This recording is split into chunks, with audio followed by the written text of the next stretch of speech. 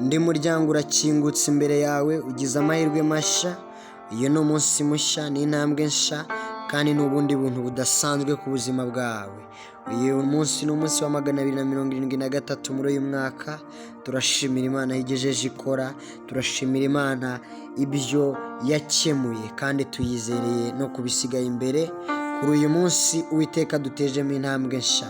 Turasoma igitabo cy'Imigani igice cya 15 umurongo wa 33. Bibiliya iravuze ngo kubaha Uwiteka niko kwigisha ubwenge, kandi kwicisha bugufi kubanziriza icyubahiro. Haleluya. Iki cyumweru turimo dusoza, turimo turasenga Imana ngo iduhe imitima ihindutse, ngo tugire imitekerereze nk'iya Kristo Yesu yo gufasha abandi, yo gukorera abandi. Umwami Imana ihoraho, Imana ishobora byose, nikore ku mutima wawe, nigira amadetayi ihuza mu buzima bwawe, iguhe ibisobanuro birenze ibyo wari usanzwe uzi.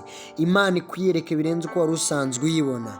Reka umutima wawe ubashe guca bugufi, kuko icyubahiro cyose, uko abantu baba bakubaha, uko abantu baba bakubona bagakoma yombi, icyubahiro kivuye ku Uwiteka nicyo kigomba kuza ku buzima bwawe.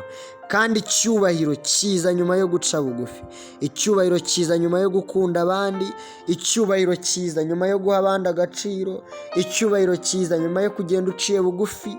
Icyo cyubahiro kidasanzwe cy'ubwiza bw'Imana ku buzima bw'umukristo uwo ari we wese, ibyo bibaho yamaze guca bugufi. Ibyo naba ari wowe ubikora, ibyo naba ari wowe ubikora. Kristo ukugira neza Mwami, ukugira neza kandi ukaba ushoboye byose, none n'iteka ryose Mwami. Amen.